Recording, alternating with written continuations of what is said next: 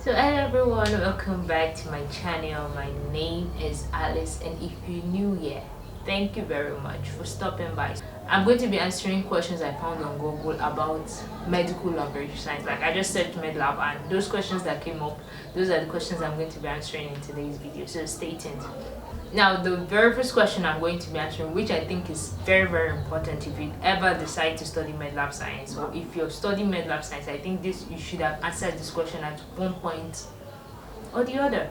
So basically, it is, why do you want to study? It said, why do you want to become a medical laboratory scientist? And I think it's very important. If you're doing something, you have to know the reason behind why you're doing that. For me, basically, I think I fell in love with a particular course which was called forensic archaeology. Through long story short, I fell in love with the course, and when it became time for me to choose a course in the university, I found that we don't actually offer that course here in Nigeria. And then I started researching and trying to find out, okay, what's the closest to that course, what will lead me there and all. And that was how I found out about medlab science, medical laboratory science, and boom, voila, that's I'm a medlab scientist today, and I'm loving every bit of it. So always know the reason why. I have passion for it. Basically, my why is my passion. I have a passion, I like it, even if it's not. So another question is, what jobs can you get with medical laboratory science? I think the beautiful thing about medlab science is that as a medical laboratory scientist, you can work in diverse fields. Yes, I mean diverse field. Though a lot of times we try to box ourselves to the hospital, to the health sector, but actually you can work in companies, pharmaceutical, go and field work. It is actually, the application of medlab science is very vast, it's very broad. There's bioinformatics, you could even branch out totally. You can branch out of the clinical aspect and go into the diagnostic aspect, like biomedical engineering. And so it's actually very broad. And though about biomedical engineering, you see engineering people and also medlab scientists could actually do it, because you just have to learn probably the engineering aspects, or it is a course that you can, there are actually so many jobs. I feel there are so many untapped job opportunities. Basically, that's just the word, because most of the health related courses, we've kind of boxed ourselves to job opportunities just within the hospital or within the clinic or within the laboratory, and there are actually opportunities far beyond that. So for me, I believe medlab science, the job opportunities are wonderful, and in Nigeria we have a lot of untapped job opportunities, resources. I don't know if that sounds right, but that's how it feels to me right now.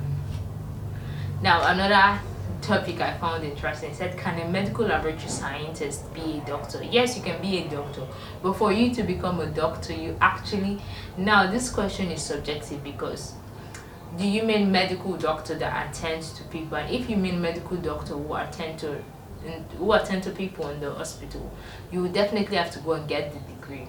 With the BMLS degree, you can actually be a doctor. You will just, the only thing is that once you go back, you will not be starting from the scratch again. You will be starting from maybe 200 level, 300 level, depending on the school, depending on where you find yourself. You will not be doing the foundational courses, basically, because you already have an idea of the whole health system. So yes, it's possible after bagging a degree in medlab, you can actually go further and go for a degree in medicine. But now, if you mean doctor, like PhD, obviously you can do your PhD and add the doctor to your name. So I think it's subjective, but I actually really think the question means medical doctor, and I feel yes, you have to go further and actually go do the medicine course, MBBS as it's called, and actually go through the program for you to be a medical doctor, basically. Another question I saw here is, what is the difference between a medical laboratory scientist and a medical laboratory technician? So it's called MLS and MLT. The technician part is MLT, then the scientist is MLS. And I think the one major difference is the duration of study. MLS, you study 5 years. MLT, I think it's about a 3-year program. MLT is more like a surface, School of Tech.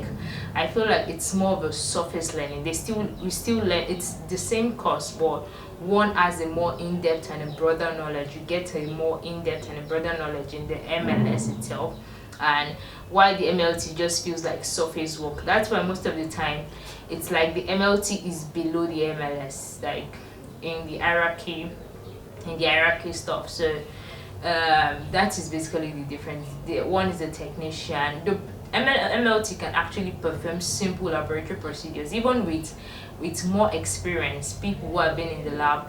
They can even perform a certain level of what you would not call simple tests, but probably things like principle applications in different scenarios and different, if things are twisted, they might not be able to apply it because they do not really have in-depth knowledge of it. So, and most of the time here in Nigeria, you see most people who do MLT, at the end of the day, they go back to do MLS.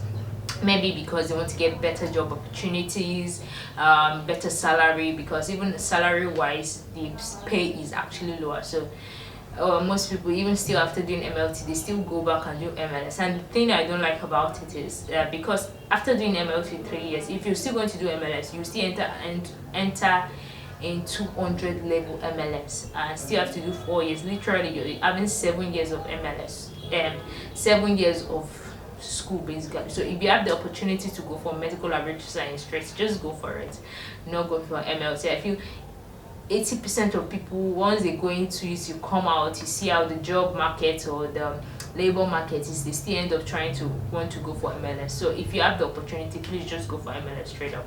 Now it says, what are the duties of a medical laboratory technician? Now I'll talk about, based on my experience and like a proper government setting, what they do is they actually collect samples, they register samples, they make sure samples are properly labeled, they input results into results books depending on the setting of the whatever laboratory you find yourself. Basically you can those kind of things, but the scientist does the main laboratory procedure, the laboratory test as it is called. Now there's another question I saw which was quite nice. It said, what is the easiest job in the medical field? For me, I think there is no easy job in the medical field. I think every job is dynamic in its own way. Now let me explain in a way that easy is very subjective. Whatever is easy to you might be your strength. Like easy means, for example, if I have a strength in something, probably med lab, I have a strength in chemistry or biology, and my weakness is in arts or drawing. Whatever my strength is going to be easy for me. My weakness is going to be difficult for me. So the word easy is actually subjective to your strength and weakness. So I think basically for me, I think there is no all else medical field, basically all courses are the same. I can't say one is easier than the other, and sometimes people use the function of the duration, the study duration, and I think it's not even by that. The study duration does not make a course easy or hard. The fact that one course is 3 years, another course is 4 years, another course is 5 years does not make a particular course. Okay, you might say it's broader, but I don't think one course is easier than the other. So that's my answer. Then another one said, what qualifications do I need to work in a laboratory? I think here in Nigeria you need a BMLS, that's to be a medical laboratory scientist. And also if you have a degree like MLT, I don't know what their degree is exactly, but if you're a med lab technician, if you have a degree, if you went to lab tech school and you have a degree in data, you can also work in the lab. I think basically those are the two qualifications you need to be able to work in the lab. Now another said, what lab jobs can you get without a degree? None, my dear, none. Then the last question for this video is, can I open my own lab after MLT or MLS? Yes, I think that is something that's very common here in Nigeria, opening up private labs. I think private labs are even more than government labs. Basically we have more private labs than government labs here in Nigeria. And so once you have, I can't say for MLT, I don't think after an MLT certificate you might not be able to open a private lab. Well, with a permanent license, or like if you're as a med lab scientist, if you have your permanent license, your license to practice as a scientist, yes, you can open a lab. Yes, so and if you have the money to start up a lab, you can open the lab and start making your money. Yeah, don't say yeah, start making your money basically. So yes, you can open a lab. Those are the questions I'm answering for today. Thank you. If you have any other question about medical laboratory science, please feel free to leave them down in the comment section down below. Thank you and have a lovely day.